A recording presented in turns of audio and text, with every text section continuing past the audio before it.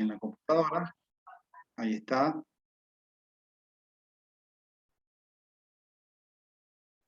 Bueno, en principio, hoy nos vamos a dedicar en este caso, una nueva temática que se trata sobre, ¿no?, lo que ustedes pueden ver ahí, el descubrimiento, la conquista y colonización, que lo vamos a ver más bien desde un punto de vista, en este caso, teórico, pero que sirve a la vez como una introducción, digamos, si se quiere, a una problemática muy interesante y que está prevista, en este caso, en lo que es el programa de la asignatura.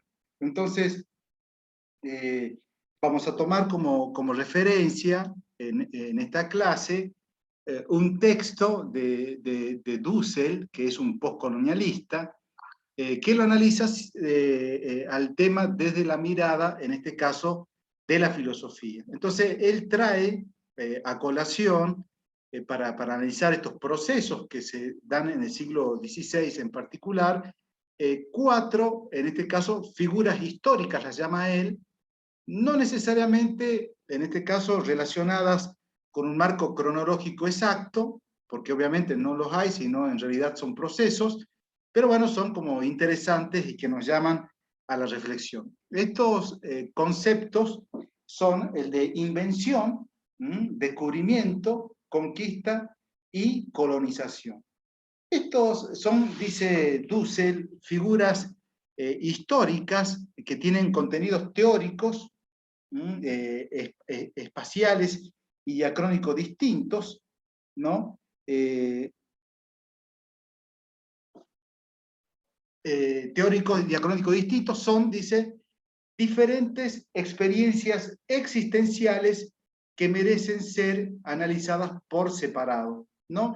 En esta oportunidad vamos a comenzar a analizar especialmente el concepto de invención, ¿no? Este concepto de invención de América es un concepto ya trabajado por Edmundo O'Gorman, ya hace mucho tiempo, y dice lo siguiente, se los leo textual a esta frase extraída precisamente de ese texto. Dice: en el sistema del universo e imagen del mundo que acabamos de esbozar, no hay ningún ente que tenga el ser de América, dice, nada dotado de ese peculiar sentido o significación. Real, verdadera o literalmente América como tal, no existe, a pesar de que exista la masa de tierras no sumergida, la cual, andando el tiempo, acabará por concedérsele ese sentido, ese ser. Colón, pues, vive y actúa en el ámbito de un mundo en que América, imprevista e imprevisible, era en todo caso mera posibilidad futura, pero de la cual ni él ni nadie tenía idea ni podía tenerla. El proyecto que Colón sometió a los reyes de España no se refiere, pues, en este caso a América, ni tampoco, como iremos viendo, sus 4 famosos viajes. Pero sí, si esto es así, no incurramos ahora que estamos a punto de lanzarnos con Colón en su gran aventura, en el equívoco, dice, de suponer, como es habitual, que aunque él lo ignoraba en realidad, cruzó el océano en pos de América y de que fueron sus playas a donde en realidad llegó y donde tanto se afanó y padeció.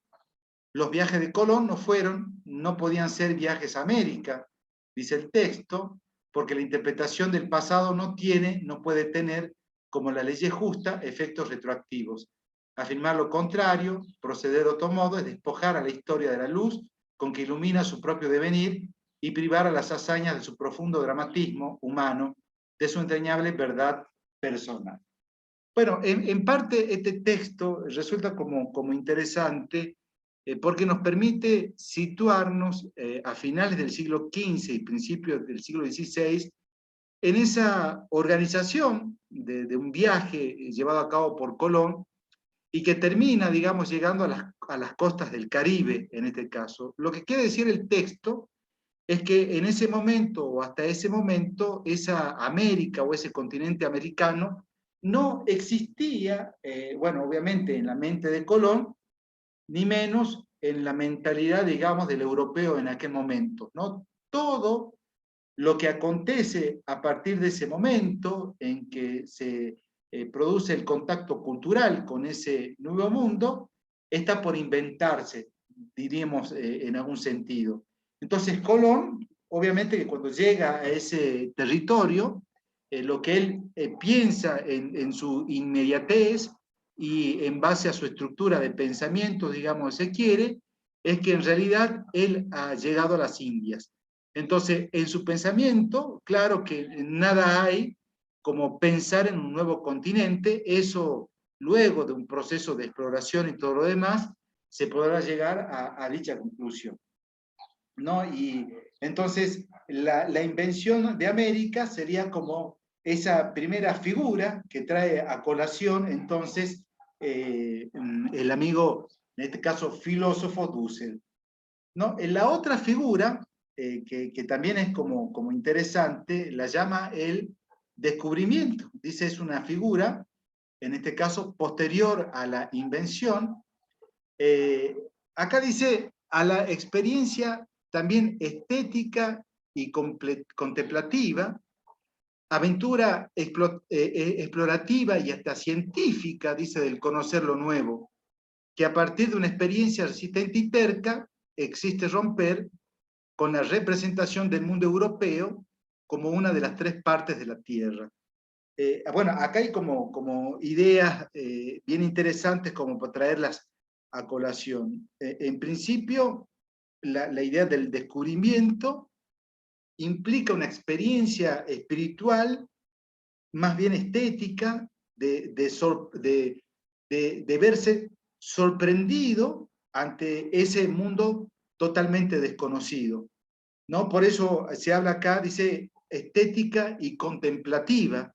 Habría que pensar en Colón y sus hombres que pisaron el Caribe y que vieron un mundo paradisiaco, digamos, en este sentido. Entonces, para aquellos que comenzaron a explorar ese nuevo territorio, obviamente tiene mucho que ver con esta idea de la aventura explorativa y hasta científica de conocer lo nuevo. No es todo, fíjense ustedes, es todo un proceso, en este caso desde el punto de vista intelectual, de tratar de dar explicación a ese mundo hasta ese momento totalmente desconocido.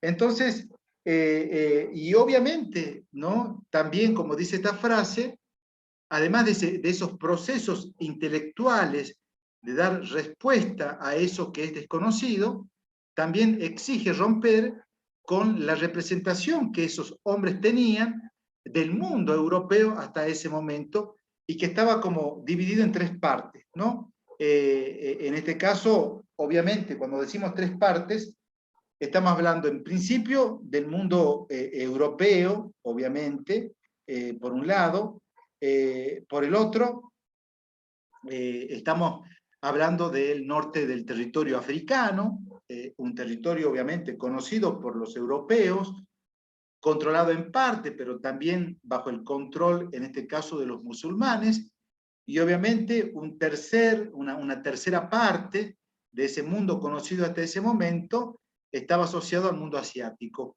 conocido ya en el medioevo por Marco Polo, por ejemplo, ¿no? En este caso, o por los propios comerciantes, estoy pensando venecianos, genoveses, por ejemplo, que han establecido vínculos comerciales a través de rutas con la India o con la China, ¿no? En este caso, el tomar contacto con un nuevo territorio, que luego lo vamos a conocer como el continente americano, implica conocer una cuarta parte del mundo, ¿no? Entonces, es allí, es a partir de ese descubrimiento, es que se produce también desde el punto de vista filosófico un proceso de autointerpretación diferente de la misma Europa, ¿no? Esa Europa renacentista y provinciana, mediterránea, se va a transformar a partir del descubrimiento, digamos, se quiere, de esos nuevos territorios, de esas nuevas culturas,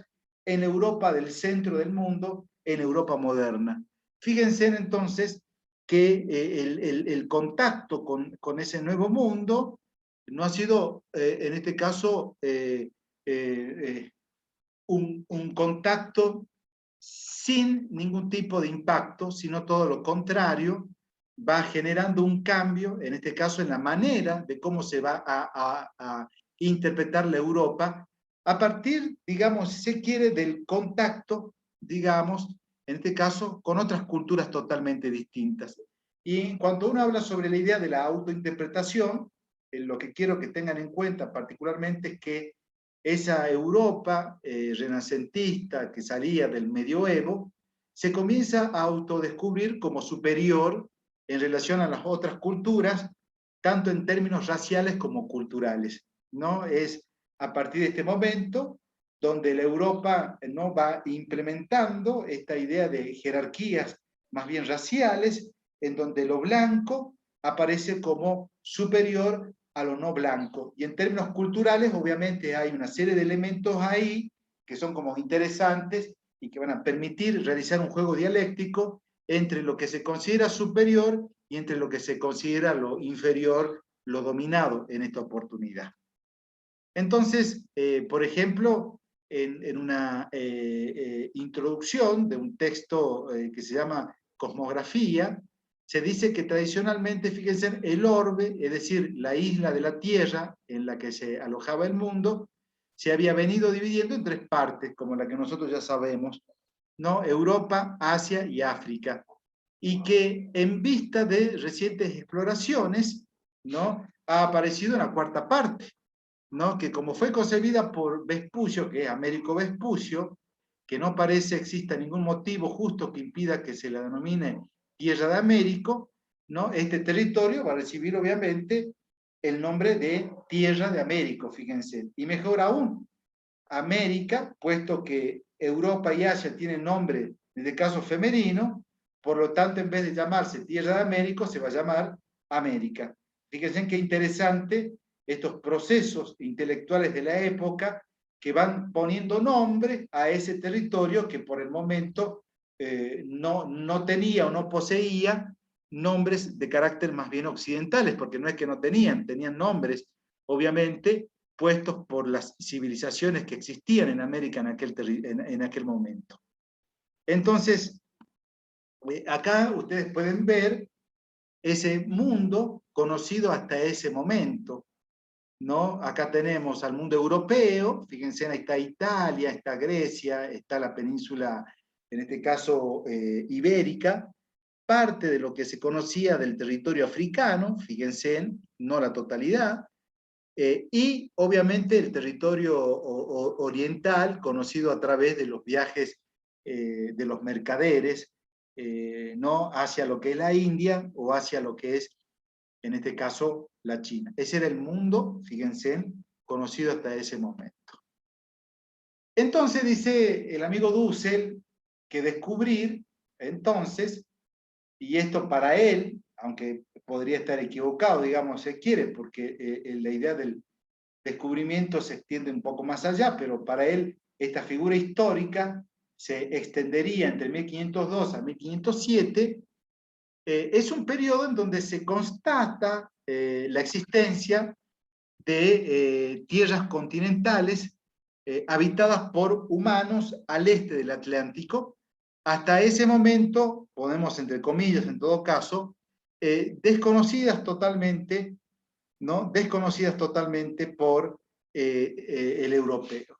Lo cual, ¿no? Dice Dussel, exige abrir el horizonte ontológico, en este caso dice el horizonte ontológico de la comprensión del mundo, de la vida cotidiana nueva, de la vida cotidiana, nueva comprensión de la historia como acontecer mundial planetario.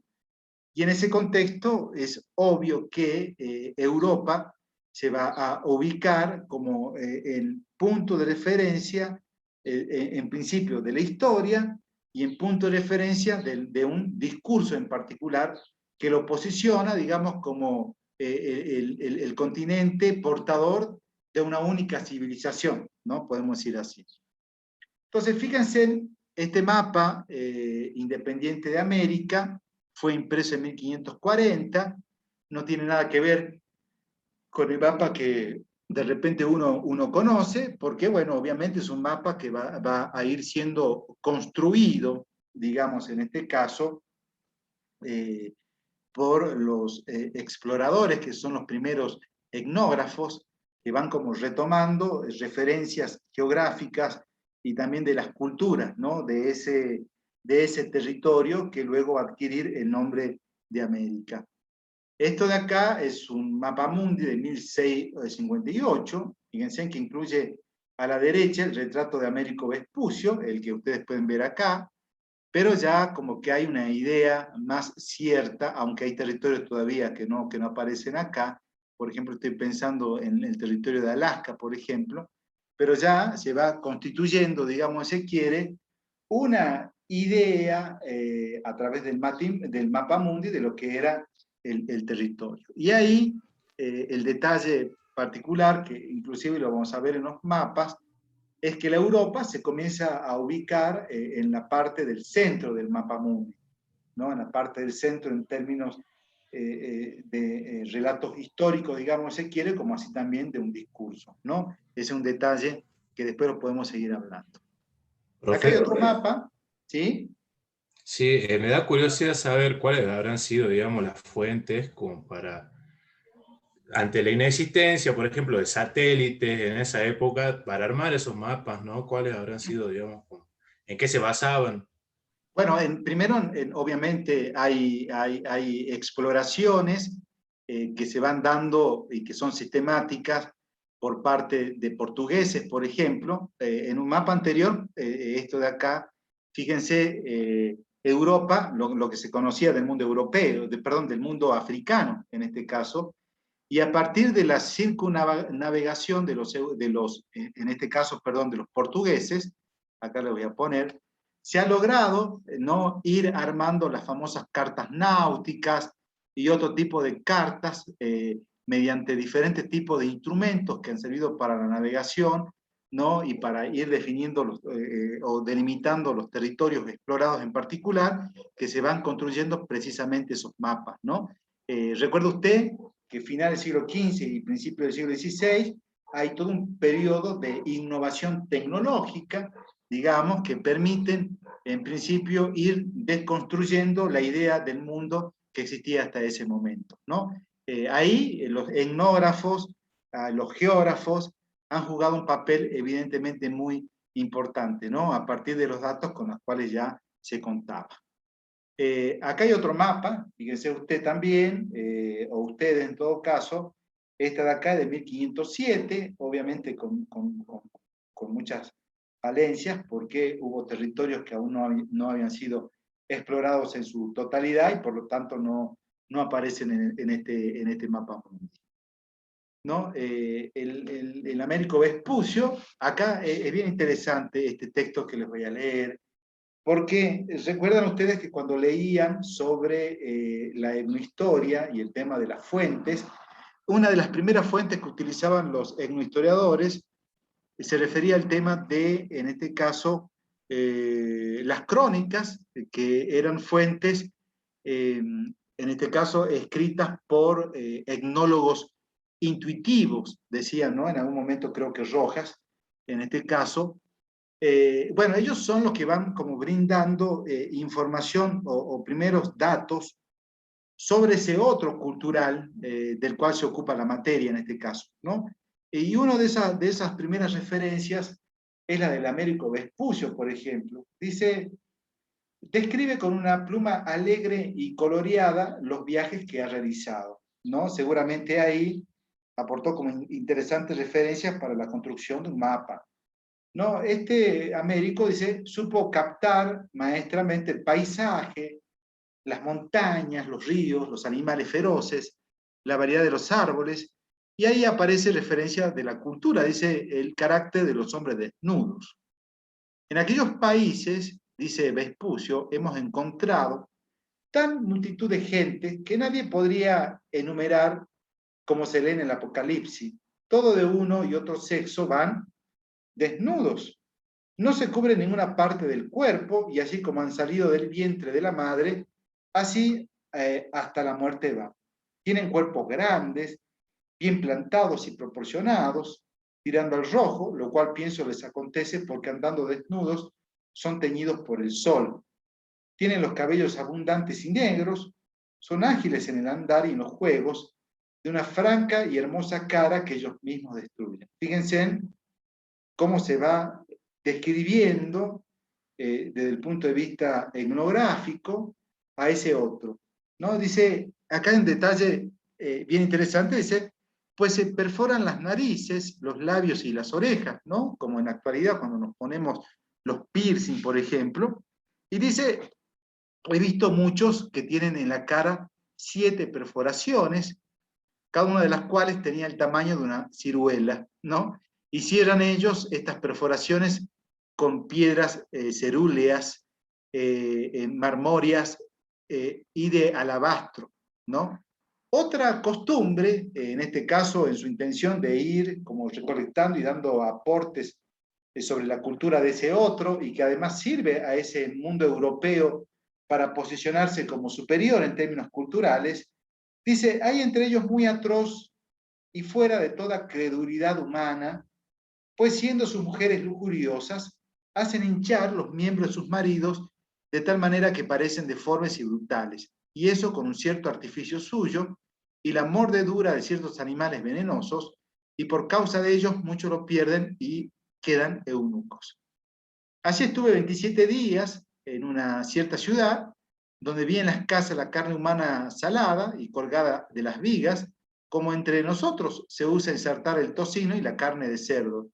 Digo mucho más que ellos se maravillan porque nosotros no matamos a nuestros enemigos y no usamos su carne en las comidas, la cual dicen que es sabrosísima, ¿no? Ahí está un relato de carácter etnográfico, una fuente etnohistórica que nos permiten, en principio, aproximarnos a la cultura de ese otro dominado precisamente por los europeos, ¿no? Y que tiene que ver entonces con esa instancia descrita anteriormente que se refiere al tema de esta figura histórica que es la del descubrimiento.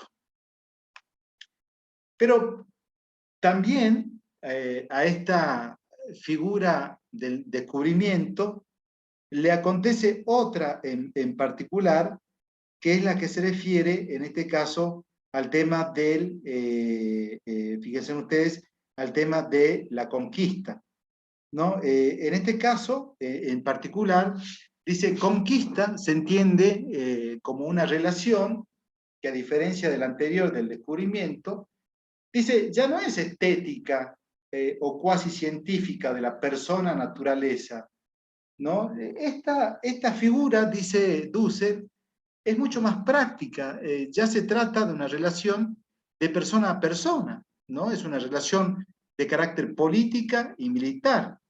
Ya no se trata, dice Dussel, de esa etapa del reconocimiento e inspección, con levantamiento de mapas, con descripción del clima, de la topografía, la flora o la fauna, ¿no? Sino, ya cuando uno habla sobre el descubrimiento, fíjense ustedes, estamos haciendo referencia a la dominación de las personas, de los pueblos, de los indios, ¿no? Ahí en particular, fíjense, ahí en particular, dice el amigo Dussel, ya esta figura, en este caso, tiene otro tipo de naturaleza, ¿no? Que ahora lo vamos a ver acá, ¿no? Y que quiero que ustedes en particular me hagan un comentario sobre lo que ustedes ven, ¿no? A ver, ahí entonces, ¿qué es lo que observan ustedes mientras voy a encender la luz sobre estas 4 imágenes? A ver, ¿qué es lo que observan?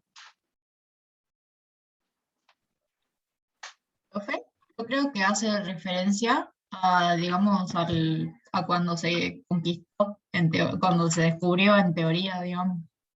Sí, sí. En la primera, ¿qué es lo Y que observan? A ver, de nuevo, que no pude escuchar muy bien, de nuevo. Entonces, la primera, sí, gente, o sea, están, los que serían los indígenas están, digamos, muertos y los ajá, españoles están arriba, digamos, de ellos. sí, Están efectivamente. sometiendo, esa era la palabra. Bueno, y hay unos perros que son perros de guerra, se llaman perros mastines. Los indios les tenían terror a estos perros, que no existían en América y que eran utilizados precisamente para generar terror en la población indígena, ¿no? La otra imagen. Están colgados. Están colgados.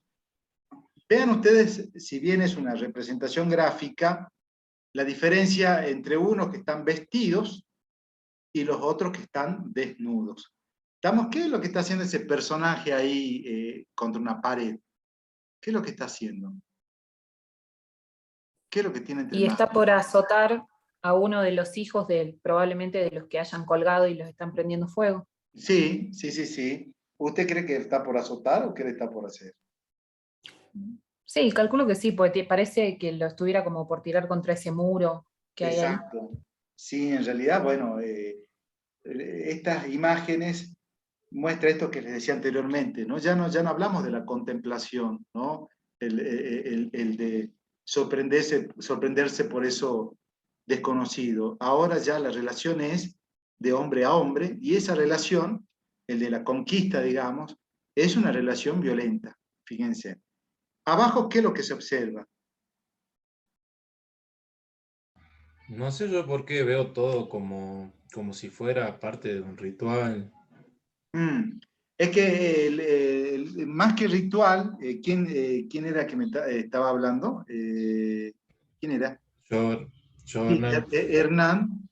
Más que ritual, en realidad uno habría que situarse en la mentalidad del conquistador en aquel momento, que es en todo caso creo que en algún momento lo vamos a definir, que es un profundo creyente, cree en Dios, que trae entre sus ideas el tema de la distinción entre aquellos que creen en Dios, marcando la diferencia entre aquellos que niegan a Dios, ¿no? Los herejes, los paganos, en este caso. Y el tema de la hoguera está vinculada con los efectos del famoso Tribunal de la Santa Inquisición, que se instala, en este caso, en España, ya terminando lo que es el medioevo, y obviamente el tema de la hoguera tiene que ver mucho con esa persecución, digamos, sistemática por parte de la Santa Inquisición de aquellos que niegan a Dios, ¿no?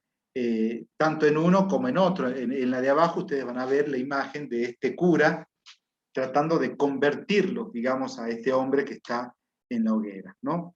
Y en otra imagen, ¿qué es lo que pueden observar? Ya saliendo de esas imágenes grises y viendo la imagen, en este caso, más bien más blanca, ¿no? ¿Qué es lo que observan ahí? Sí.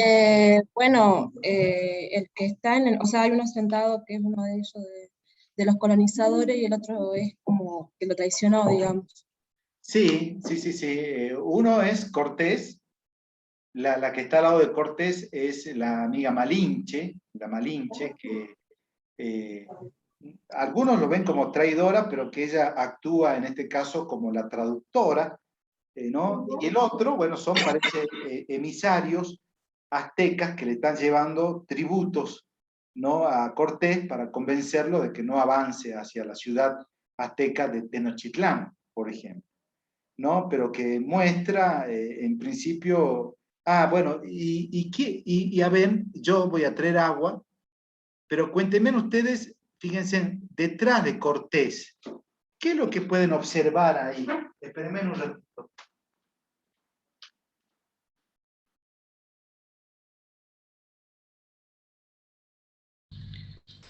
Es como un ejército de españoles y quizás también hayan indios. Se ve como una plumita. Paola Mercado. Paola Mercado. Sí, muy observadora usted. Hay españoles y hay indios, ¿no? Y uno dice, pero ¿qué pasó? ¿Qué pasó? ¿No? Es una explicación del por qué un puñado de hombres han logrado derrotar a imperios, tanto inca o azteca, de millones, ¿no? En este caso. Y tiene mucho que ver con la idea del colaboracionismo que existió de parte de algunos pueblos indígenas para con los españoles en su propósito de lograr en este caso, independizarse del dominio imperial, tanto azteca como inca. Entonces, Profe, sí, sí. me hace acordar a la película La Misión, no sé si la vio, donde también hacían como un juicio los españoles y tenían ya su ejército con españoles e indios y todo eso. Sí, claro, sí, sí. Eso es ya en el siglo XVIII, esto de acá Claro. en el siglo XVI, ¿no? Digo, para avanzar un poquito sobre esto y quizá lo pueda retomar más adelante. Cuando uno busca una explicación de por qué estos imperios terminan siendo derrotados por un puñado de hombres, y de verdad les digo, ¿no? En el caso del mundo incaico, por ejemplo, el imperio inca fue derrotado por 174 hombres, ¿no? Entonces uno dice, bueno, profesor, pero en principio uno puede observar allí la clara distinción entre una civilización como la occidental, que utilizaba las armas, en este caso utilizaba el metal, utilizaba la pólvora, por ejemplo, el caballo, estos perros mastines, etcétera, pero entre una civilización totalmente distinta, más bien de la piedra y de la madera, ¿no? En este caso. Entonces, si lo miramos desde ese punto de vista, obviamente, como uno dice, hay una ventaja, en este caso,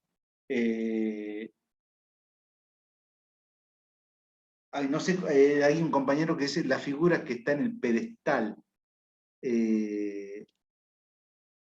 ¿no? En todo caso, ¿cuál será la figura que está en el pedestal? Claro, ¿cómo se llama quien está sentado? Ah, bueno, la figura es Hernán Cortés, es Hernán Cortés, ¿no? Bien, Entonces, gracias. uno piensa en el tema de, bueno, dice, las ventajas armamentísticas podrían explicar el tema de la rápida derrota, ¿no? De los pueblos indígenas frente a los conquistadores. Eh, podría ser, pero hay que relativizarlo, digamos, porque no sé si ustedes vieron los arcabuces. Los arcabuces, que son armas de fuego, para indígenas son estos elementos que escupen fuego, eran como muy difíciles de cargar, ¿no? A ver, digo, está el arcabuz, pongo la munición, primero pongo la pólvora, pongo la munición y disparo. Vuelvo a hacer el mismo movimiento, pero hasta eso me han llegado, digamos, ¿no? Han llegado, ¿no?, a atacarme.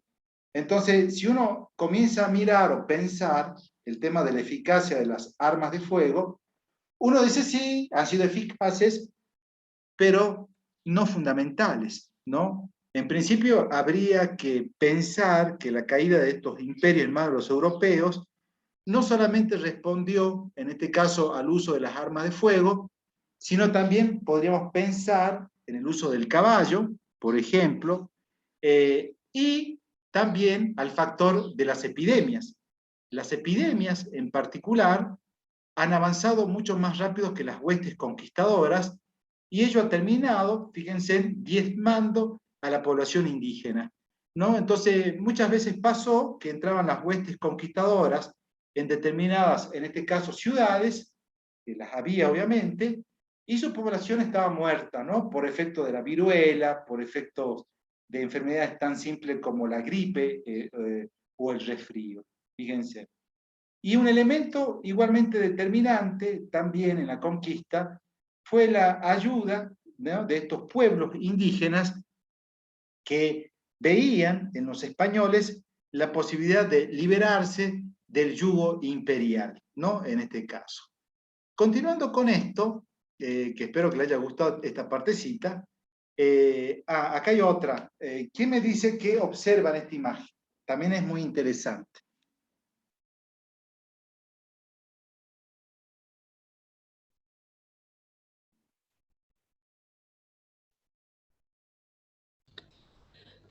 Parece que los españoles atacando a todos, o sea, mujeres con niños, sobre todo eso se ve.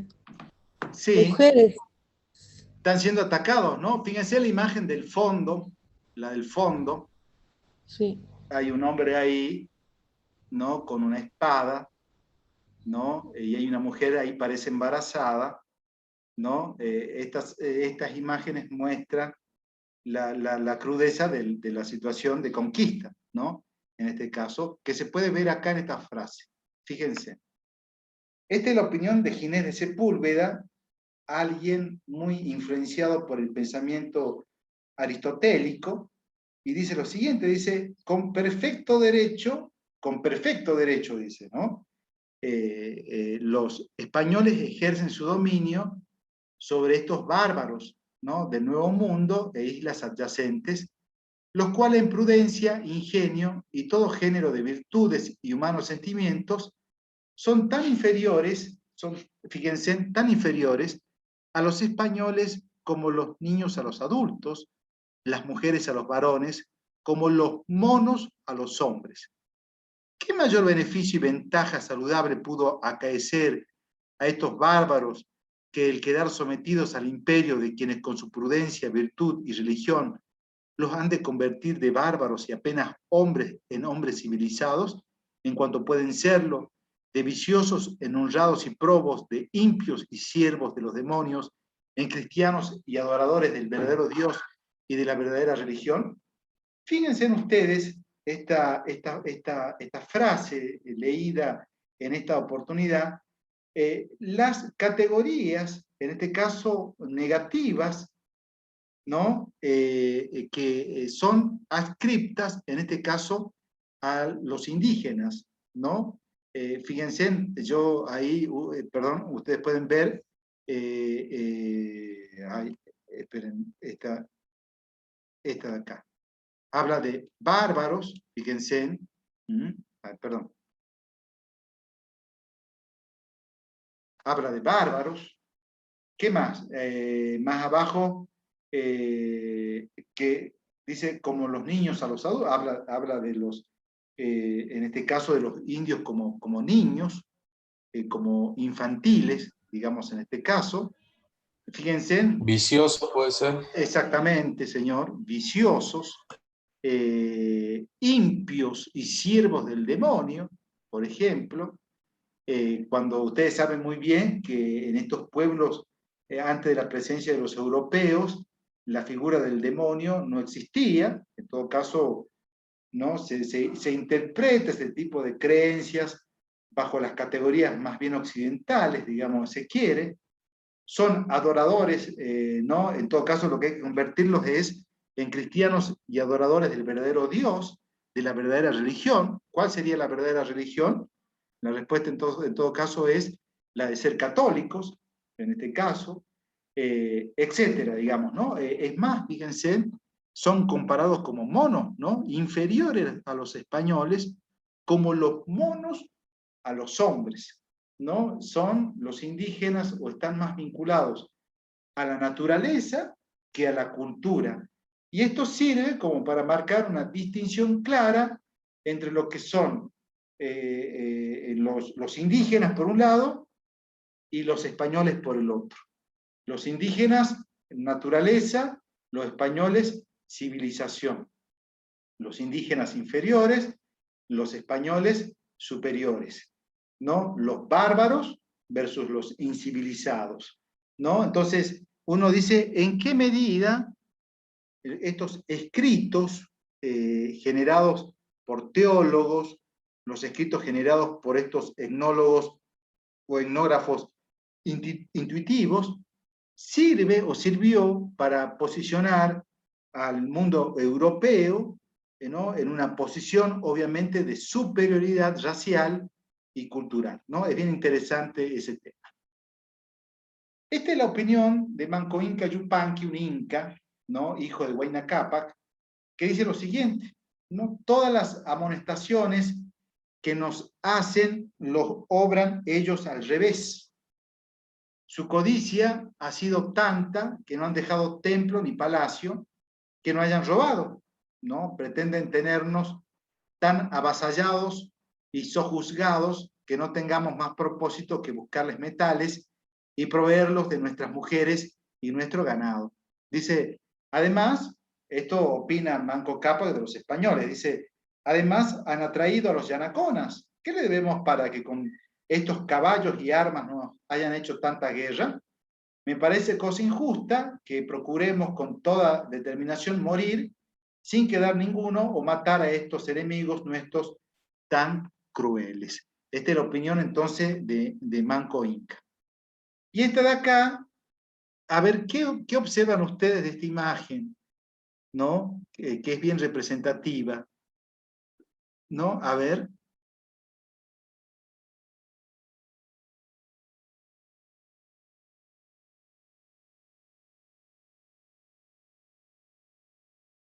¿Qué observan?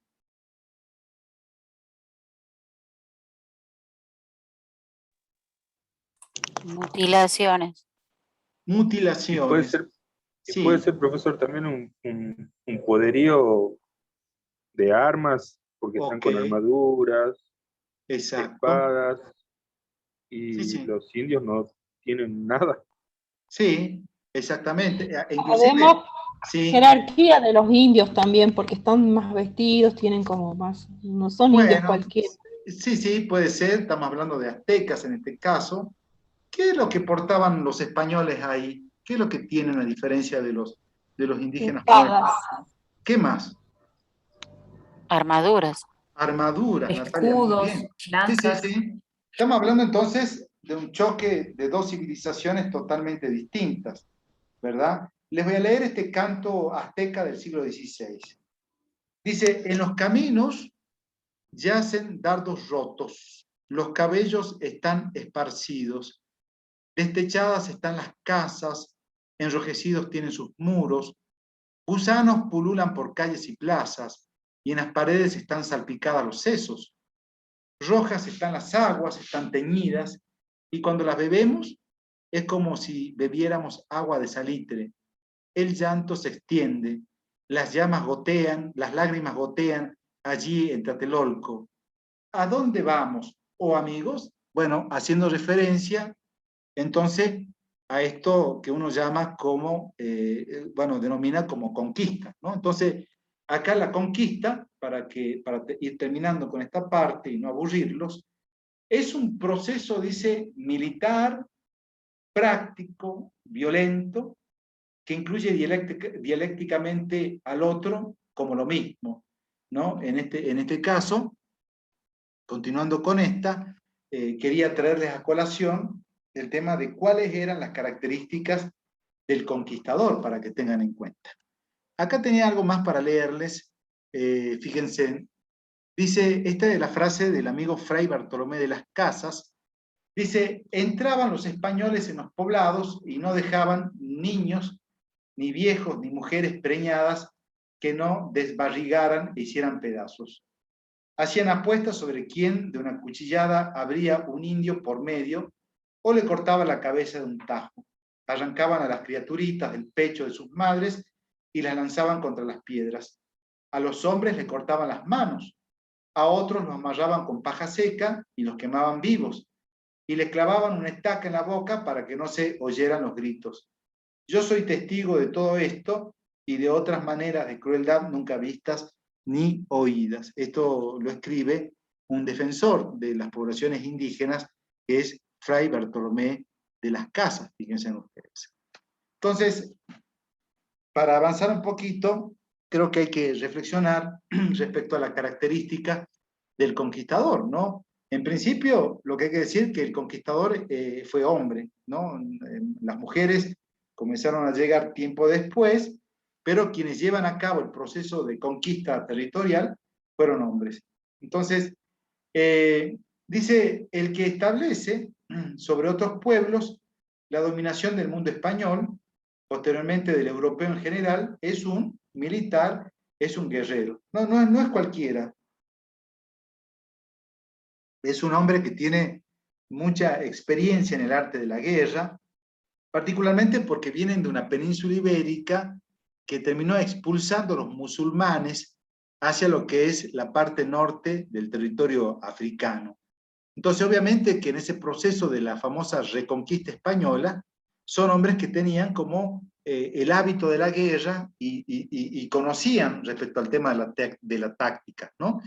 El conquistador, otra de los elementos para traer a colación acá, es el primer hombre moderno activo práctico, ¿no? Recuerden ustedes que ya estamos hablando de otra época, estamos saliendo del medioevo y nos estamos insertando dentro de lo que es el mundo moderno, donde se impone la individualidad violenta a otras personas, al otro. Y también se enfrentaron, dice, dos mundos.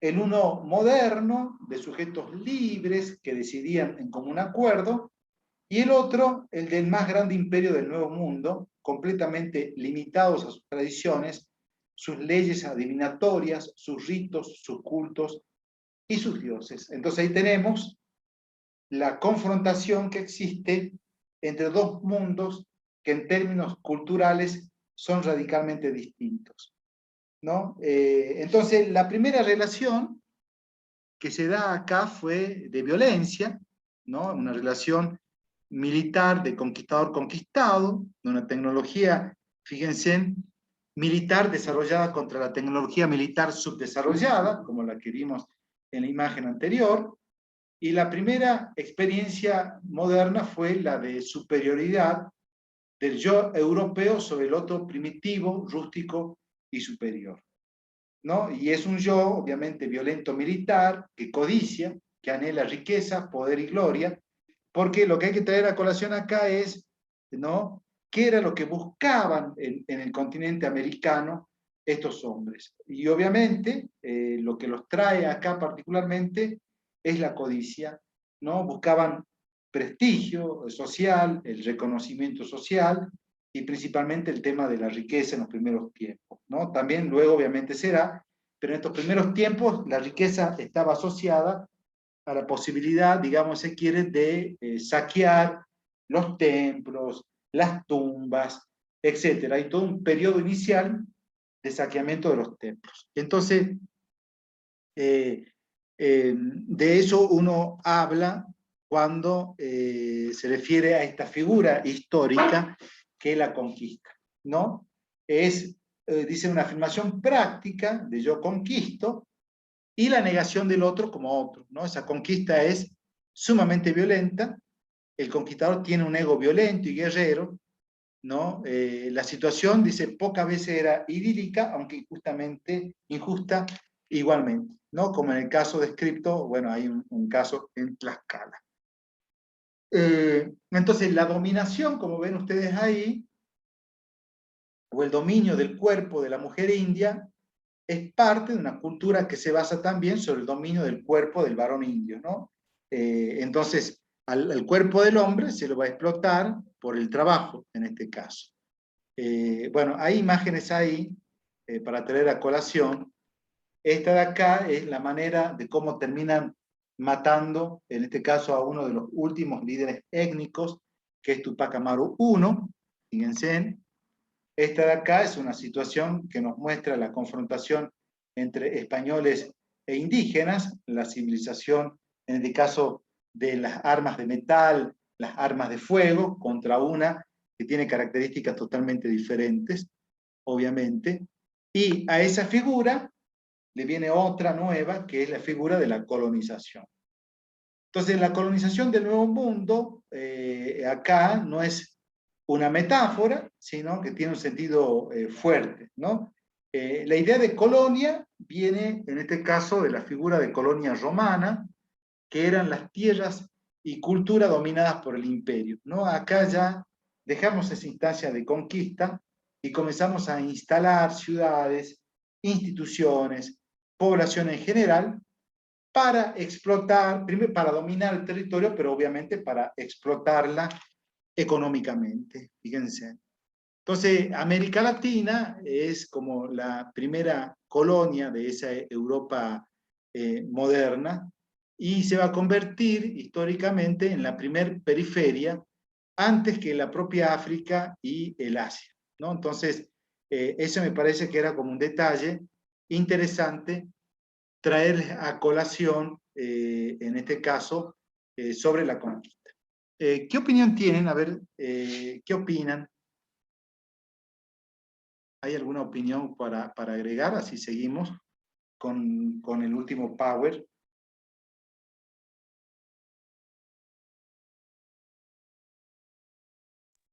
Profe, Sí, María. yo creo que, bueno, viene justo por el tema de la fecha en la Mm, que estamos. Ayer, justo estaba escuchando en una radio que hablaban todavía de que en algunos países de América incluso mantienen el nombre de Día de la Raza o Día de la Hispanidad para conmemorar el 12 de octubre. sí. Entonces, bueno, no sé, yo creo que por lo menos yo me quedo más lejos que la mayoría de mis compañeros del colegio Mm, y estas cosas vienen bien como para...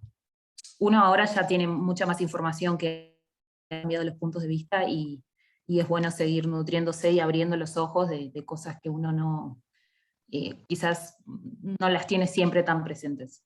Así es, el tema del Día de la Raza. Bueno, en España se sigue festejando lo que se llama el Día de la Hispanidad, ¿no? Obviamente en ningún momento no se han repensado o nos han repensado a nosotros, ¿no? ¿Ustedes creen que los españoles hablan de América o del proceso de conquista americana? Ese en realidad es un tema totalmente alejado de los discursos académicos, ¿no? No nos tienen en cuenta. Sí, nosotros aprovechamos acá, o yo les traigo a colación estas ideas más bien de carácter postcolonialistas que nos permiten pensar el tema de por qué en algún momento se dejó de utilizar el término de Día de la Raza, ¿no? Porque obviamente tiene una connotación racista, en principio, no hay una idea de raza, podemos decir así, ¿no? Entonces, en principio, y al desconstruir la idea de que no hay una raza, tampoco hay una idea de una raza que es superior a otra, por supuesto, la idea de la superioridad del blanco, en este caso sobre lo no blanco. Y pensar en esta idea de la diversidad, en este caso de carácter cultural, implica reconocer una América que es diversa, como la que yo les mostré en alguna oportunidad. Hay una América que tiene como diferentes tipos de trayectorias históricas, digamos, si quiere. ¿Está?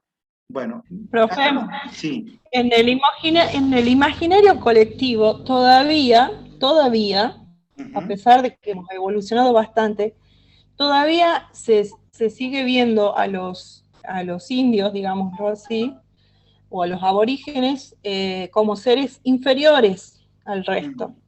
Sí, Y en exactamente. España también los peores trabajos se los dan a los que provienen de América, Exacto. todavía. Sí, sí. Entonces, es como que falta bastante, ¿no? Como para... Y yo particularmente detesto a los españoles, por esa razón.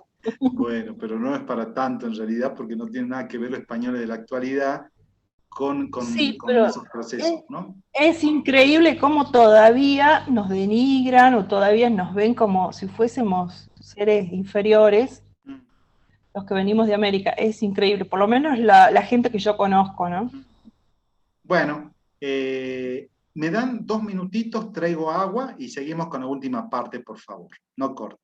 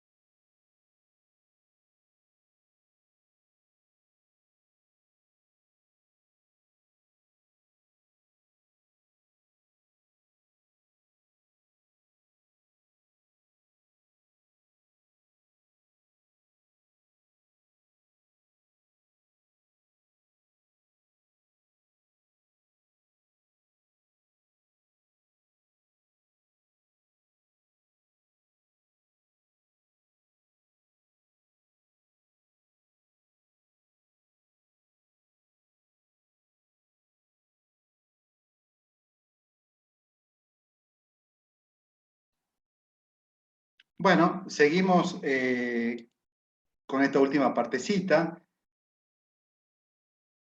Obviamente que hay muchísimos temas que uno puede desarrollar cuando tratamos este periodo, pero por razones de tiempo, ustedes entenderán que debemos de hacer como un recorte, ¿no?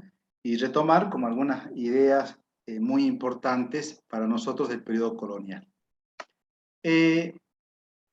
Fíjense en esta frase, que es una frase de carácter postcolonialista, que habla de un famoso proyecto que es el proyecto de la modernidad, ¿no? Recuerdan que hace rato les mencionaba que el conquistador es el primer hombre moderno activo, ¿no? Y es que en algún momento en particular, a partir de lo que es la conquista, en este caso del continente americano, se va dice, es el momento fundante de dos procesos que articuladamente conforman la historia posterior. Por un lado, la modernidad, y por el otro lado, la organización colonial del mundo, del cual nosotros hicimos referencia anteriormente. Creo que tengo un mapita más adelante, pero cuando habla sobre no sé si ustedes pueden, bueno, ya lo voy a mostrar acá en todo caso, a ver, si tengo, ahí está.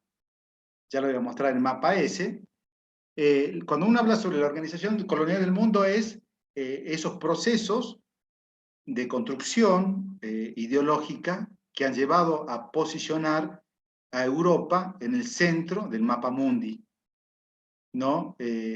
¿Cuáles fueron, uno pregunta, los criterios a partir del cual la Europa fue ubicada allí precisamente y no en otro lugar? ¿Quién define qué es norte o quién define quién es sur, ¿no? O es el sur en este caso.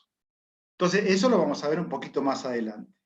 Y por el otro lado, la modernidad, que me parece que es un aspecto que debemos de profundizar en términos conceptuales, ¿no? ¿Qué se entiende por modernidad?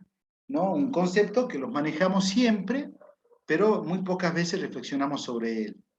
Entonces, con el inicio del colonialismo, no solamente comienza la organización colonial del mundo, ya les dije, América se convierte en la primera periferia del mundo, en este caso, sino también, fíjense, en la constitución colonial de los saberes, de la memoria, de los lenguajes y del imaginario, ¿no? Es decir, que hay procesos intelectuales más complejos, ¿no? que se traen a colación a partir del colonialismo. Y, obviamente, esto que yo les decía anteriormente, la organización de la totalidad del espacio y del tiempo en una gran narrativa universal, ¿no? Europa aparece como el centro geográfico y la culminación del movimiento temporal. Digo, para que ustedes se den cuenta, por ejemplo, cuando uno observa la historia en el nivel secundario, ¿no? Por ejemplo, ¿por dónde comenzamos? Les digo rápidamente. Comenzamos por el Neolítico, Paleolítico, Neolítico, las primeras poblaciones del Lejano Oriente, Egipto, los babilónicos, los persas. Luego de eso pasamos al Mediterráneo, tomando como referencia el mundo griego, el mundo romano.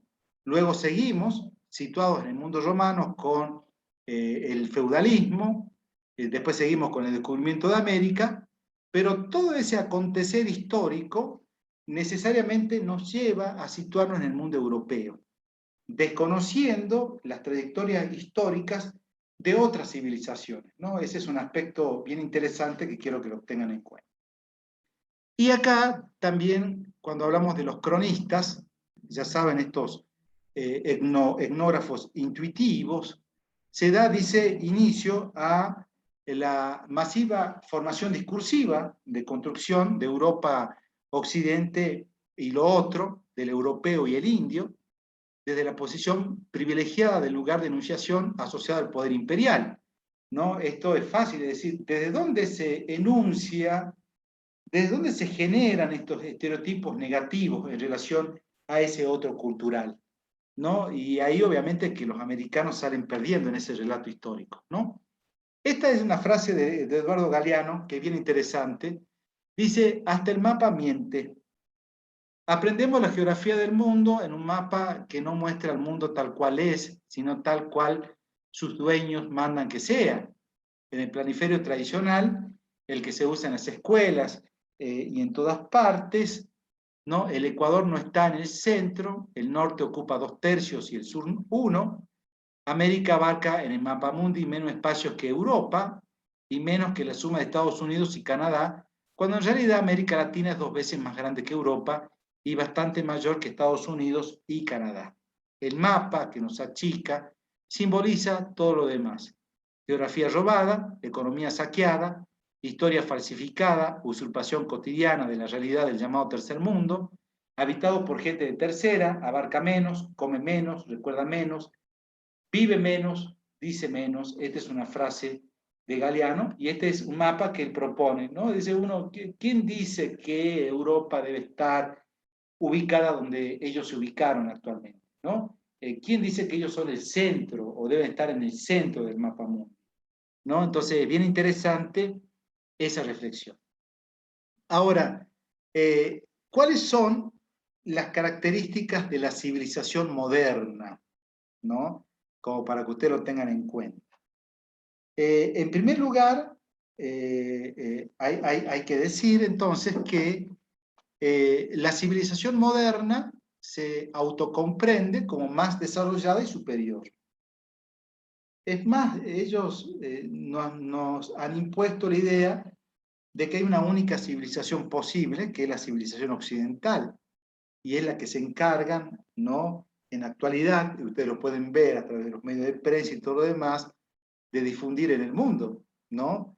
¿Quién dice que la democracia es la mejor forma de expresión de hacer la política, por ejemplo? Y ahí nos vamos a dar cuenta de que todo esto gira en torno a la imposición de una civilización que se entiende como moderna, como desarrollada, ¿no? Y acá hay un detalle bien interesante, ¿no? Esta idea de la superioridad, ¿no? Que decíamos racial, y la superioridad cultural, ¿no? Obliga a desarrollar a los más primitivos, rudos, bárbaros, como exigencia moral, ¿no? En este caso, los países centrales, los que se creen superiores en particular, como que tienen esa exigencia moral de llevar a un estado superior para ellos, de un estado primitivo, a uno más civilizado, ¿no? En el caso del mundo colonial, la idea de llevarles a ellos la cristianización, ¿no? Como proyecto civilizatorio, digamos, si quiere, ¿no?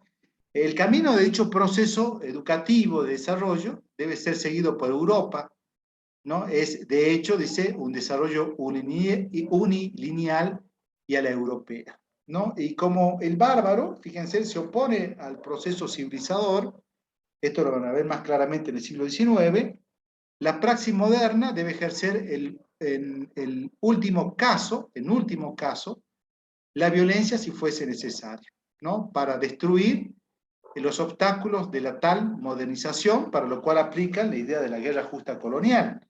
Es bien interesante por qué en estos relatos del siglo XVI, en donde se muestra al indio como bárbaro, como incivilizado, como adoradores de Dios, del demonio, perdón, ¿no? Hay que pensar en qué medida estos relatos juegan un papel fundamental en la construcción de una alteridad a la cual hay que someterla. Y la forma de someterla, obviamente, va a ser a través de la violencia. Y esta violencia, como ustedes han visto anteriormente, produce víctimas, ¿no? Que para el europeo en particular es un acto inevitable, ¿no? El héroe civilizador inviste a sus propias víctimas el carácter de ser holocausto, de un sacrificio salvador, ¿no? El indio colonizado, el africano, el esclavo africano, la mujer, la destrucción de la naturaleza, ¿no? Es decir, se mata, se esclaviza, se domina, se destruye, ¿no? Pero esto, digamos, tiene que ver con esta necesidad, con esta cuestión que es inevitable de tránsito hacia vivir un mundo civilizado.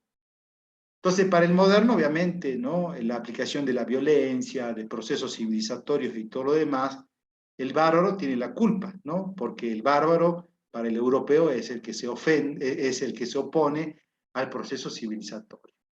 Entonces, fíjense, el carácter civilizatorio de la modernidad se interpretan como inevitables a los sufrimientos, a sacrificios de la modernización de otros pueblos, en el caso atrasado. Entonces, tenemos como punto de referencia acá, para ampliar un poquito más esta mirada, es que hay un contacto cultural que provoca un profundo proceso de reflexión sobre la naturaleza de estos hombres. ¿No? En un primer momento, cuando se comienzan a generar escritos sobre esa alteridad, la pregunta es si estos efectivamente tenían o no tenían alma, ¿no? ¿Qué eran estas entidades? ¿Eran seres humanos al igual que los europeos? Entonces, desde allí se comienza a construir una alteridad en donde los indígenas fueron, fíjense, puestos fuera de la normalidad de las relaciones entre los sexos. Muchos de ellos eran vistos como homosexuales, vinculados o construidos a partir de su desnudez. El proceso de construcción de la alteridad va a atravesar por diferentes fases. Hay una fase edénica, en donde estos seres son confundidos como hijos de Adán y Eva, pero luego, con el hecho de descubrir que estos grupos étnicos practicaban el canibalismo, o algunos por lo menos, del hombre buen o del buen salvaje se pasa una mirada del hombre bestia, y luego ya con el contacto de los incas y con los aztecas cambia la percepción del otro y ya se convierten en paganos organizados, ¿no? Entonces, esto es como un detalle respecto al proceso de construcción, en este caso de la alteridad. Como dijimos, la violencia fue una invasión violenta. Desde el punto de vista material, la violencia se impone por la violencia, ya dijimos, de la superioridad armamentística y las tácticas de guerra, más el colaboracionismo y las epidemias, como les mencionaba anteriormente. Obviamente que la base de la conquista y colonización fue la búsqueda de metales preciosos, la búsqueda de oro y plata, ¿no? Y el empleo de la violencia fue considerado como legítimo por la ideología de la conquista y esta idea de la guerra justa colonial, ¿no? También esto va a llevar, entre otras cuestiones, a la imposición de un poder desde el punto de vista de lo violento, a provocar la caída de los imperios como el Inca y como el Azteca, y obviamente al sometimiento de la población que ha quedado, ¿no? En este caso, sometido a la explotación del trabajo, como así también a la imposición de un sistema tributario, ¿no? Y obviamente hay toda una necesidad, en este caso vinculado con el tema del sometimiento, de transformar la cultura de ese otro dominado, ¿no? Bajo los cánones de una cultura más bien occidental. Y en ese contexto ya de colonización, digamos, se quiere, no hay que olvidarnos que hay pérdidas de cultivos, hay exacción inmoderada de tributos que desequilibran la dieta original, hay una población que está permanentemente sometida a los efectos de las enfermedades y la explotación. En definitiva, lo que se genera allí, con la presencia del europeo, son nuevas condiciones de vida y de trabajo, ¿no? Eso obviamente produce un proceso de resistencia, como verán ustedes ahí, el suicidio colectivo, el aborto sistemático, la abstinencia conyugal, el forasterismo, la huida, digamos, si se quiere, ¿no? En ese contexto de colonización, la religión obviamente va a jugar un papel muy importante, ¿no? En el sentido de que va a contribuir de sobremanera a través de la evangelización, digamos en este caso, al control sobre lo que es la población indígena, ¿no? Como ya sabemos, la colonización fue una empresa de explotación. El indio fue, ¿no?, un objeto útil, porque es un objeto de la explotación, digamos, se quiere, y la forma de explotar a esa masa indígena fue a través del tributo, en este caso, y el trabajo, ¿no? Que es bien interesante como tenerlo en cuenta. Bueno, entonces, quiero dejar la clase aquí para dar lugar quizás a preguntas que puedan surgir a partir de lo que hemos dicho en este momento. ¿Alguien tiene alguna pregunta?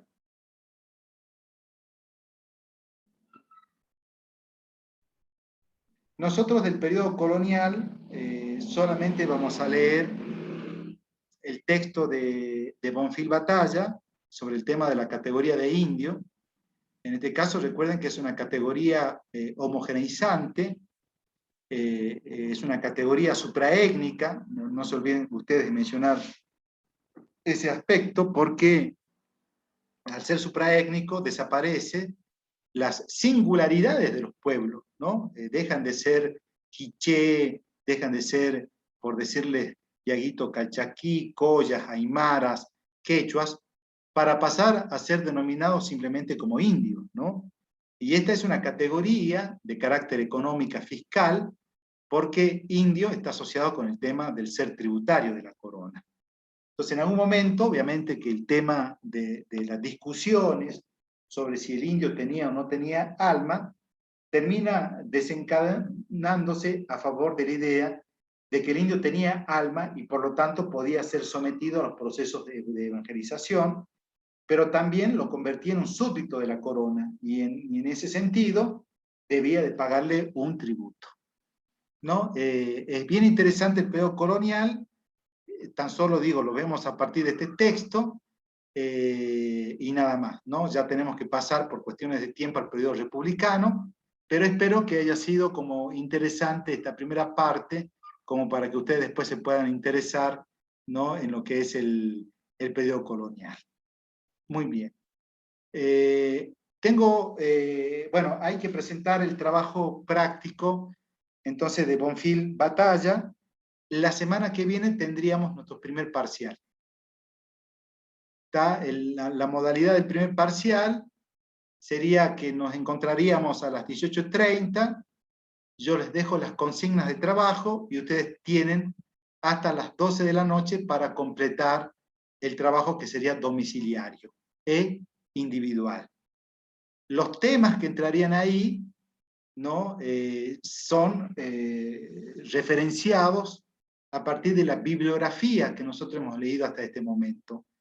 No se va a tomar nada de lo que no vimos. Entonces, son pocos, ¿no?, los textos que había que leer. Está el texto de Santa María, está el texto de José Luis de Rojas, está el texto de Frank Salomón, después aparece el texto de, o dos textos sobre el mundo incaico, Baxtel y Rostorovsky, y por último aparecería el texto de Bonfil Batalla. Es decir, que tendríamos como 6 textos que leer, y yo estoy colgándoles en el Classroom los ejes temáticos que ustedes tendrían que desarrollar, ¿no?, ese día. ¿Estamos de acuerdo? Bueno. Bien, profe. Bueno, buenísimo. Entonces, Profe, sí. ¿puede mencionar la modalidad parcial, por favor? Es domiciliario, ¿no? Entonces la modalidad va a ser domiciliario, individual, y va a consistir en el desarrollo de ejes temáticos. ¿Estamos de acuerdo? Es decir, que ustedes van a poder tener los textos y todo lo demás en casa, obviamente si lo lograron sintetizar y todo lo demás, pero van a hacer preguntas, en principio, para pensar, ¿no? Para pensar, no para copiar directamente en este caso los textos, sino van a ser para pensar. Bien, Bueno, profe, gracias. muy bien. Entonces, dejamos la clase acá, nos vamos a descansar, lo que tenga que terminar el práctico lo terminan, y pronto le estaré colgando entonces los ejes temáticos que voy a considerar en el parcial del día miércoles que viene. Muchas gracias, chicos. Les mando un abrazo. Profe. Sí. Sí. No puede extender la presentación en práctico hasta mañana, Bueno, que sea. Ok, hasta mañana abro entonces la presentación. Buenísimo. Y la otra pregunta era, ¿cuándo va a subir el recuperatorio? El TP anterior yo no lo pude presentar, pero Ahora lo subo. Cuando suba, todos, ahí abro. Ahí cuando mando, hay algunos que ya saben que aprobaron, pero igual les llega la notificación, así que no hagan caso de eso. Solamente deben hacer caso a aquellos que tienen y que saben que tienen que recuperar. ¿Estamos de acuerdo? Gracias, profe. Bueno, buenísimo. Profe, lo que tenemos que hacer solo un puntito. Les abro la instancia de recuperación. Ahí ¿Hasta ponen, cuándo? hasta la otra semana. Hasta la otra semana. Ah, bueno. Bueno. Sí, yo, en mi caso, yo sí le mandé el video, pero en los comentarios, porque no me dejaba mandarlo en la tarea, y bueno, y usted parece que no lo vio. Igual yo se lo mandé por privado, digamos, al video para que lo vea, y si no está bien, si me puede decir para que lo recupere, no sé. Ok, me fijo entonces, ¿ah? Paola. Bueno, Muchas les mando gracias. un abrazo, Perdón, chicos. profe, Meta. Sí, profe, perdón. Rita, sí. Dígame. Perdón, no entendí, para el parcial los ejes que va a poner la otra semana, ¿lo elegimos nosotros? No. Lo elijo yo. Yo voy a poner Ah, los bien. temáticos. ¿Mm? Ah, bien, perfecto. Ok. Gracias. Bueno, un abrazo. Profe, Chao. profe, y con respecto al punto 1 del trabajo de la condición del indio, Sí. cuando dice cuáles son los alcances y límites planteados por el autor, ¿se refiere al término al término de indios? Sí, por ejemplo, si usted lee uno de las formas de categorizar al indio, es desde lo lingüístico, ¿no? Pero en Sí, el sí, caso de Paraguay, el límite es que todo el mundo habla guaraní, y eso guaraní, no claro. necesariamente lo hace indígena, ¿verdad? Entonces hay un límite ahí en cuanto a esa Ah, definición, ¿se entiende? Entonces son los alcances y los límites. ajá, bueno, gracias, profe. Ok, Alpe. Chaucito. Chao.